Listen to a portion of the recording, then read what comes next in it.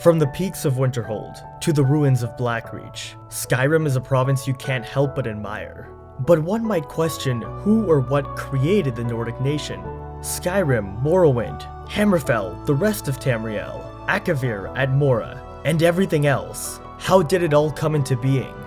The answer is simple yet complicated, as much an epic tale as a single word: the Aedra.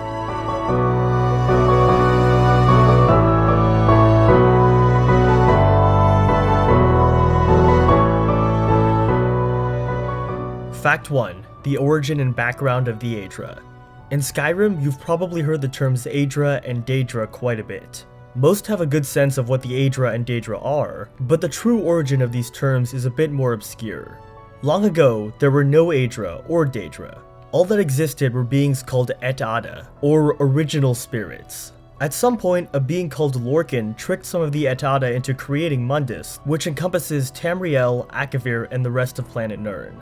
The Aedda who participated in creation became the Aedra. These beings lost a significant portion of their power in order to create Mundus. The Aedda who left before the creation of Mundus to retain their power are the Daedra. This is actually the origin of the terms Aedra and Daedra. Aedra means our ancestors in Aldmeri, since the Aedra are Aedda who participated in the creation of the mortal races. Daedra, on the other hand, means not our ancestors, since the Daedra did not participate in creation.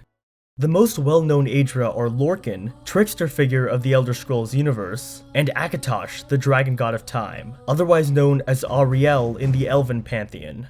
Lorcan and Akatosh are the only two figures to appear in every major religion in the Elder Scrolls. Other important Aedra include the rest of the 8 divines, that is, Arche, Dibella, Julianos, Kinnereth, Mara, Stendar, and Zenithar. Trinimac, described as strongest of the Aedra and champion of the Aldmeri pantheon. Ifri, chief deity of the Bosmer. Magnus, the god of magic and architect of the mortal realm. The Magnagi, or children of Magnus.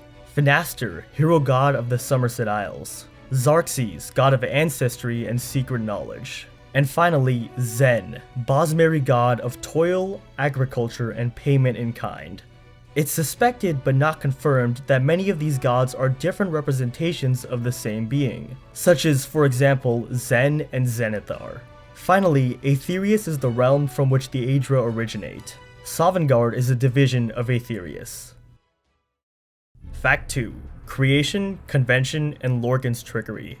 During the Dawn era, before any mortals were alive, Lorcan proposed the creation of Mundus and of beings to populate Mundus. He managed to convince a group of Aedda that later became the Aedra to help him. As the group began to form the mortal plane, they realized they had been deceived.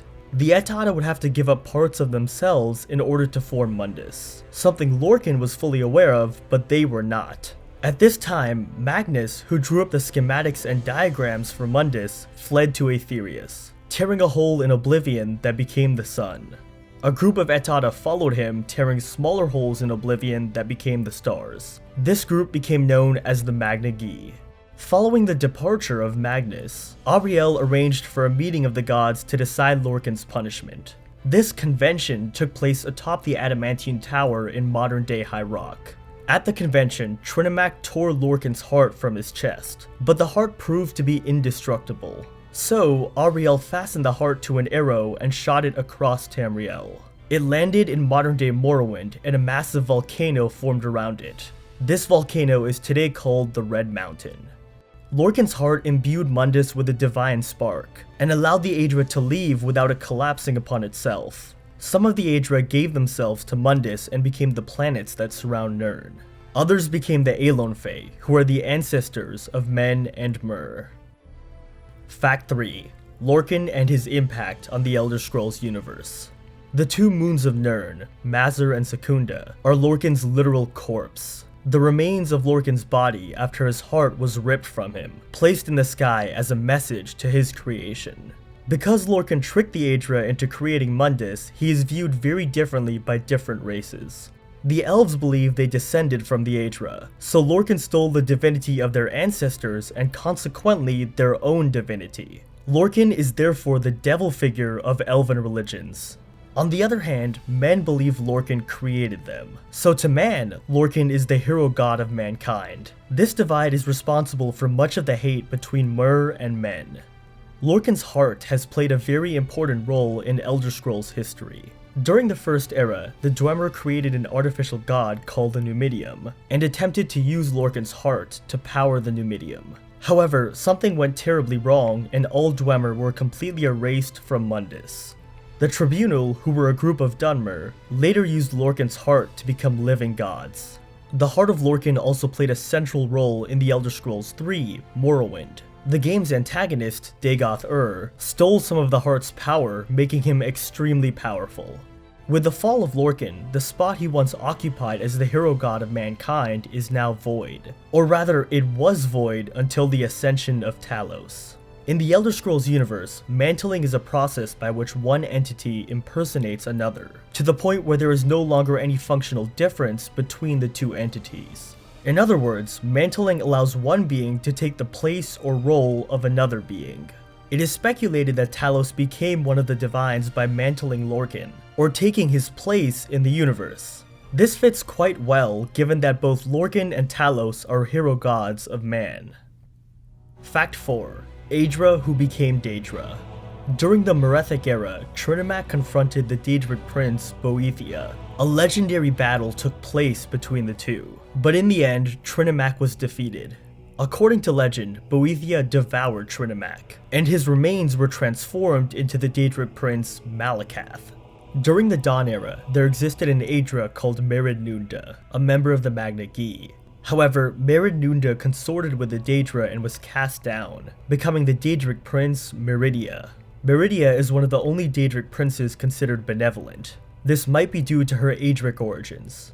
According to the Mythic Dawn commentaries, Mehrunes Dagon was created by the Magna Gi in the bowels of Lig. The commentaries are one of the few sources in the Elder Scrolls that mention Lig. Lig is said to be an alternate universe version of Tamriel. Everything vaguely associated with Tamriel is in turn related to Lig in some way. Occasionally, Lig and Tamriel become linked, causing Lig to bleed into Tamriel, and metaphorically eat the continent. In this way, Lig is almost a living being. At one point, Lig was ruled by powerful aquatic creatures called Drows. When Dagon was born, he freed the inhabitants of Lig from the cruel rulership of the Drows. This event is known as the Fall of Lig. Fact 5. The Time God. The Time God is arguably the most important figure in the Elder Scrolls universe. At some point, the Time God broke into fragments. Some understand this phenomenon as akin to time itself shattering into fragments. One of these fragments is Ariel, who embodies the beginning of time. Ariel is said to be the elven representation of the Time God. Akatosh is another fragment of the Time God that embodies linear time, or the forward progression of time. Akatosh is the Cyrodiilic representation of the Time God. He created the Amulet of Kings, which was central to the plot of the Elder Scrolls IV: Oblivion. Many years ago, Akatosh blessed Alessia, the first Empress of Cyrodiil, with the blood of dragons. He made a covenant with Alessia that so long as her descendants wore the Amulet of Kings, he would keep sealed the gate to Oblivion for good. All dragons are said to be children of Akatosh. For this reason, dragons are uniquely affected by Elder Scrolls in a manner that involves time. For example, look at what the Elder Scroll did to Alduin in Skyrim. Alduin is a fragment of the Time God that embodies the end of time as the World Eater. Alduin eats the world in order to end the current Kalpa or cycle of time and begin the next Kalpa anew. In Skyrim, Alduin seemingly contradicted this by claiming he was the son of Akatosh. It's possible that Alduin may have actually meant the Time God himself, and only used the term Akatosh because Akatosh is the most prominent fragment of the Time God in the Empire. So when Alduin said he was son of Akatosh, he might have been using that as a metaphor to say he was a fragment of the Time God. Another possibility is that both are true, and Alduin is both a fragment of the Time God and son of Akatosh. This might seem impossible and contradictory, but let me give an analogy. In Christianity, Jesus Christ and the Father are both forms of God, yet Jesus is the Son of the Father. This analogy is far from entirely precise, but illustrates how the two descriptions of Alduin do not necessarily contradict each other. Alkosh is another form of the time god and is the Khajiit representation of this deity. Alkosh is often represented as a giant dragon or a big cat. Toshraka, Emperor of the Kapotan of Akavir, is suspected but not confirmed to be yet another fragment of the time god. Toshraka is a member of the tiger folk of Akavir that successfully transformed himself into a dragon. In doing so, he became the largest dragon in the world, colored orange and black. Toshraka is said to have many ideas, and even has plans to invade Tamriel. Alright everyone, that's gonna do it for the video. As always, feedback is much appreciated, and if I've been unclear or inaccurate in any way, feel free to let me know down in the comments. Otherwise, thanks so much for watching, and I'll see you in my next video.